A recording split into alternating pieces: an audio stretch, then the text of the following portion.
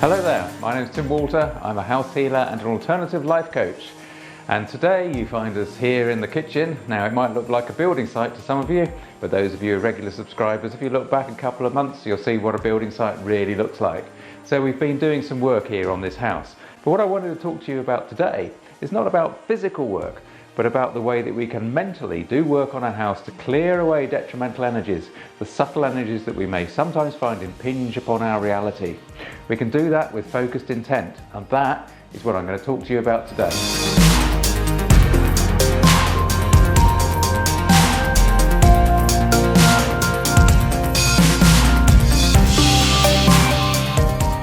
Now this is the second program of two talking about geopathic stress. And you may remember that last time I showed you 3 examples where clients had already started to do their own protection work on their own houses before they called me in. And what happened was, as I doused those houses, I actually discovered how they had already started to change the direction of the lines, started to change the way detrimental energy was impinging upon their homes. Now my purpose of showing you those floor plans last time was to illustrate that we can actually all do this. We can all learn to be able to be disciplined and focused in our minds, in our awareness, so that we can actually do this work. All it is being putting into practice in a very disciplined way, if you like, the process that so many self-development gurus have been talking about for a long time. Even people recently like Mike Dooley, who's been going for a few years, you know, he always talks about thoughts become things. That's his catchphrase, if you like. And really, all we're doing in house healing work is actually taking that another step further. We're saying that thoughts, or the management's interaction in this case, affects the environment that somebody lives in. This is all about the power of focused intention. And what we do, we set our intention to heal, to effect change, always in alignment with the divine will. We're looking to tune into our capabilities for compassion for another human being. We're opening the heart chakra. We're trying to empathize with the person that we are working for and with in the house healing process. We ask the management upstairs. If we want to use different labels for that, then we'll be talking about the archangels, the universe, the angels, any of these sort of feelings of the upper management, those that are in control of the other dimensions, which we can filter into, we can become aware of just at the extremes of our 5 senses that we experience as a physical being. So focused intent, another name for it really, I guess, could be prayer. There are all sorts of ways of packaging focused intent. Shamanic rituals work on exactly the same processes, except they're working with a slightly different vibration of energy. What we want to do in all of this work is to go for the highest of the high. All of this work is done in alignment with divine will. We have to believe in a creative, ultimate creator, a being that is beneficent and has healing powers. What we don't want to do is to access our own physical energy, our own mental energy, the energy of the human being, the healer. Okay, we're going for the energy that comes from the ultimate creator, no matter what label you choose to put on that divinity. Everybody has the potential and the ability to do this stuff, to actually access these energies. But what's happening is, in the normal day-to-day living, with the law of attraction comes into operation, but we know that in order to achieve very subtle energies, to achieve very subtle changes, then we go into a slightly different frame of energy, slightly beyond the day-to-day energy that we work with. The law of attraction there still works, and this is why we introduce the highest possible vibration into the healing equation. If we just dive in as a human being trying to effect change in our monkey chatter state of mind, it isn't going to work. Equally, all we do is get frustrated, nothing happens. It's just bizarre, it's pointless. Everything on this channel is giving you the information that you can use to understand how you personally, individually, access these healing energies of change. And part of it, the key, is meditation. Now, you probably knew I was going to say that, but it is. The key is meditation, because meditation puts us into that mindset. There are videos elsewhere on the channel about that very specific set of brainwave frequencies that change when we're in a meditative mindset. So, I can't be held responsible for what happens if you start to play with this energy. I use the word play advisedly. It's a serious business, but we always need to keep some lightness about it, okay? There's a phrase that I like to use in connection with this healing work, and that is reality engineering. Because reality engineering really kind of shows the way that everything is so interconnected.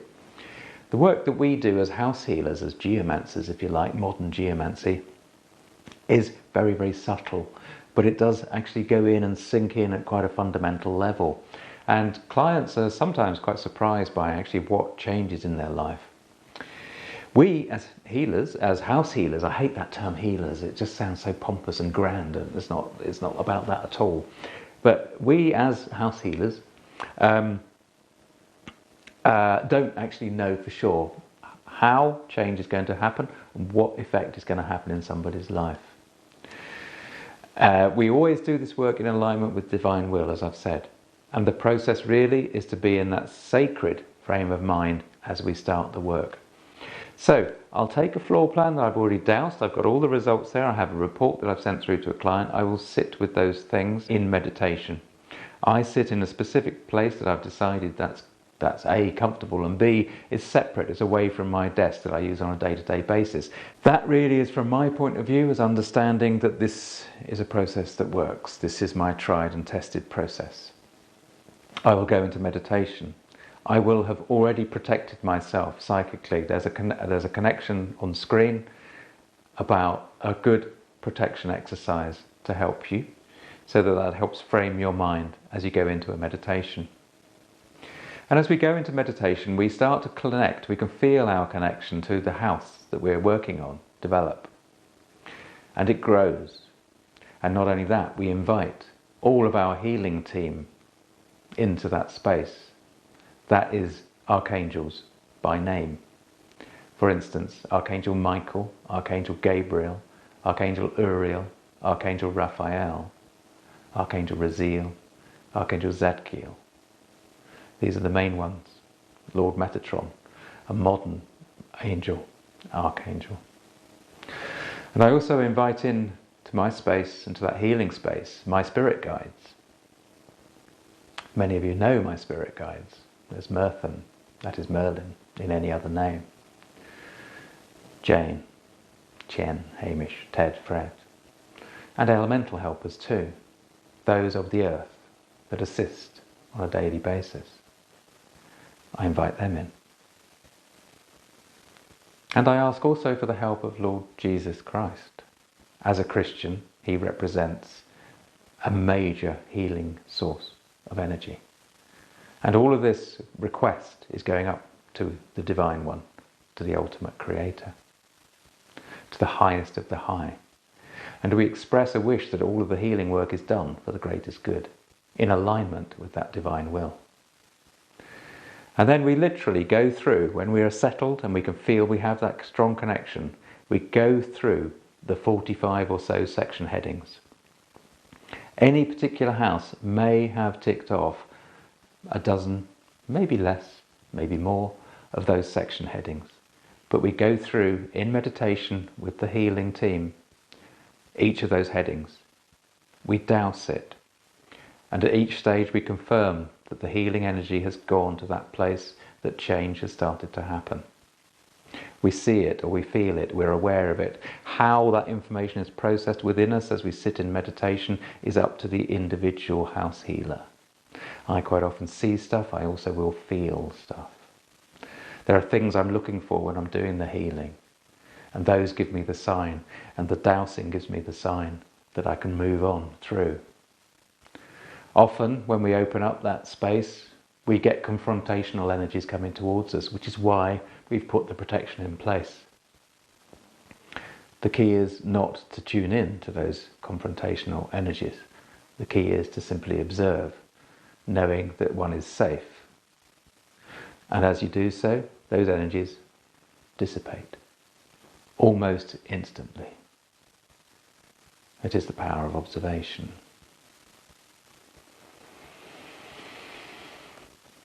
This work is not for everybody in this degree, but you can practice, and you will only be allowed to go a certain stage.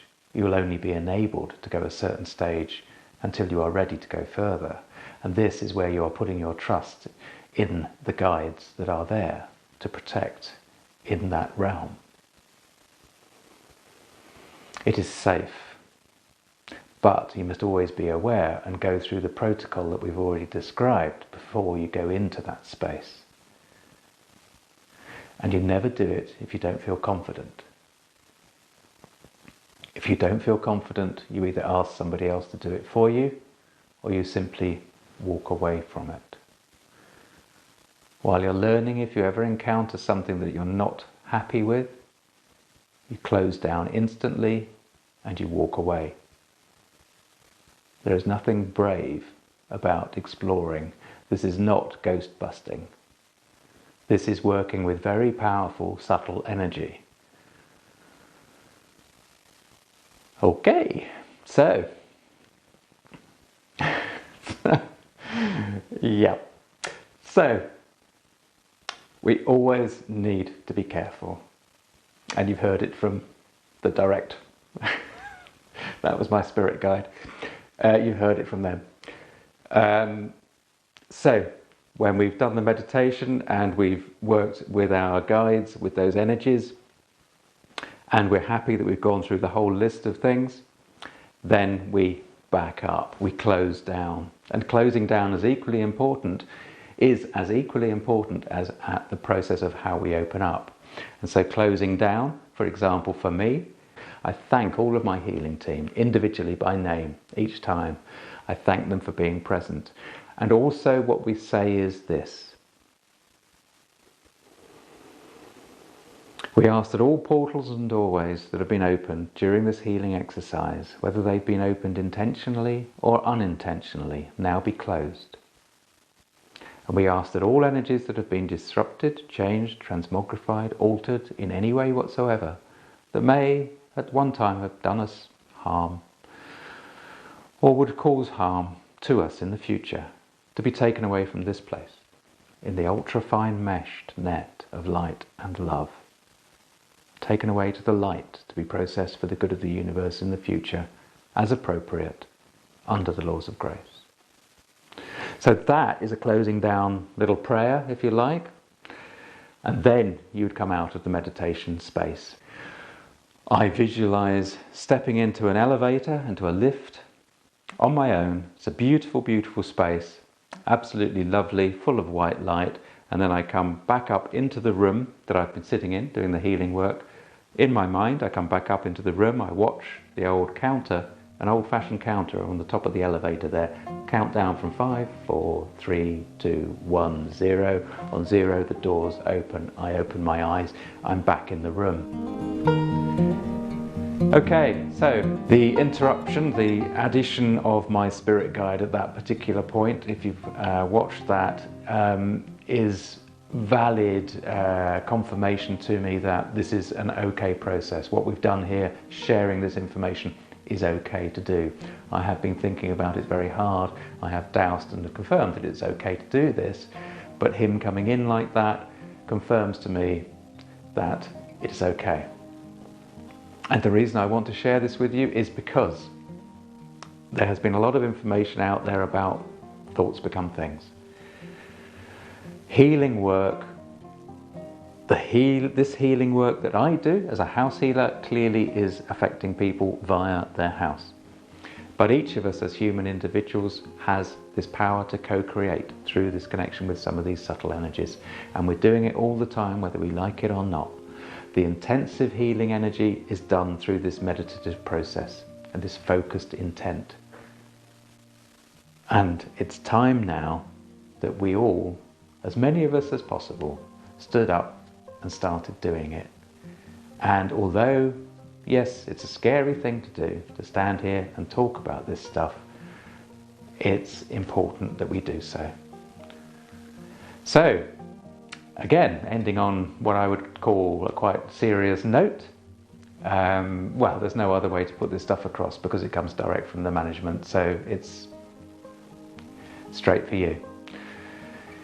If you want to know more about it, get in touch with me. I try to do the best I can to answer emails quickly. Contact me via my website. The contact details are in the information below. Do leave a comment, do leave a question. It's all good. Thank you for being attentive. See you next time.